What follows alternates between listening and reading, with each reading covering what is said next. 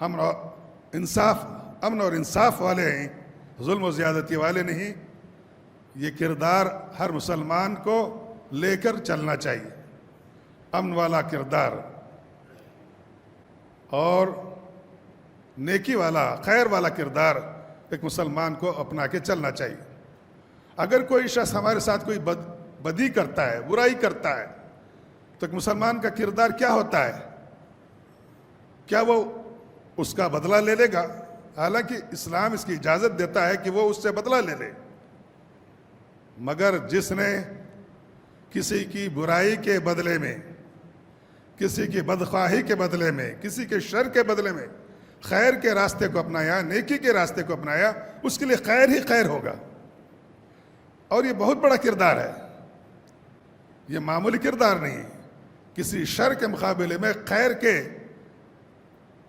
طریقے کو اپنانا، خیر کے راستے کو اپنانا، شر کے مقابلے میں خیر کو پیش کرنا، شر کے مقابلے میں خیر کے کردار کو پیش کرنا، یہ جگر والوں کا کام ہوتا ہے، یہ اولو العزم لوگوں کا کام ہوتا ہے، یہ ہمت والے لوگوں کا کام ہوتا ہے، یہ اہل ایمان کا کام ہوتا ہے، یہ بہادروں کا کام ہوتا ہے۔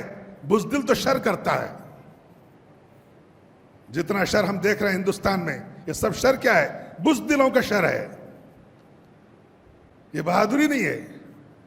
یاد رکھیے ایک قانون کی یاد رکھیے، شر بزدلی کا نام ہے، خیر بہادری کا نام ہے۔ اس حقیقت کو تسلیم کرتے ہوئے چلنا ہے۔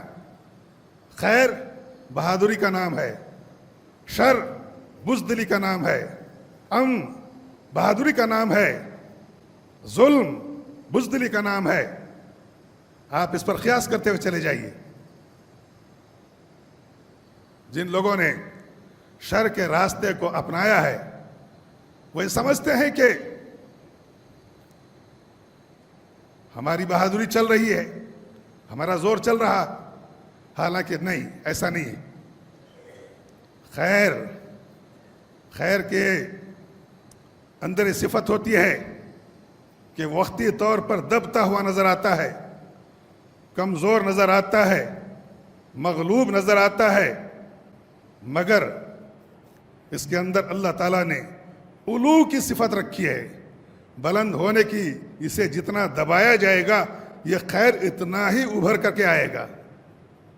شر کی صفت یہ ہے کہ وقتی طور پر ابھرتا ہوا نظر آتا ہے، جیسے کہ حباب بحر کو دیکھو کہ کیسے سر اٹھاتا ہے۔ حباب سمندر کا جو جھاگ نکلتا ہے پہاڑوں کی شکل میں نکلتا ہے، دیکھتے ہیں تو ڈر پیدا ہو جاتا ہے کہ یہ اتنے بڑے بڑے پہاڑ نظر آتے ہیں، جھاگ کے برگ جسے ہم کہتے ہیں۔ حباب بحر کو دیکھو وہ کیسے سر اٹھاتا ہے۔ تکبر وہ بری شے ہے کہ فوراً ٹوٹ جاتا ہے۔ اتنے بڑے بڑے پہاڑ، ان کی کیا حیثیت ہے؟ ہوا منصورہ ہے، یہ تنکی کی طرح اڑ جائیں گے، ہوا کا جھونکا چلے گا، نکل جائیں گے، ان کی کوئی حیثیت نہیں ہے۔ یہ حقیقت میں پہاڑ نہیں جو نظر آتے ہیں، یہ حقیقت میں وہ جھاگ ہے جس کی کوئی حیثیت نہیں ہے، جو اڑ سکتا ہے، جو ختم ہو سکتا ہے، جو ٹھہر نہیں سکتا ہے، یہ حباب ہے۔ آدمی کے تکبر کا بھی یہی عالم ہے کہ یہ اس کا جو غرور ہے، اس کا جو کبر ہے، اس کی جو انا ہے، جس کے لیے فنا ہو رہا ہے۔ آدمی اپنے انا کے لیے فنا ہوتا ہے، یہ ٹوٹنے والا ہے، یہ ٹوٹے گا، جیسے حباب بحر ٹوٹ جاتا ہے، سمندر کا جھاگ ٹوٹ کر بکھر جاتا ہے، اور آدمی کا کبر اور غرور بھی ٹوٹ کر بکھر جاتا ہے، کیونکہ یہ شر ہے، وہ خیر ہے۔ خیر اور شر کی جنگ ہمیشہ چلتی رہے گی، یہ دنیا کا قانون ہے۔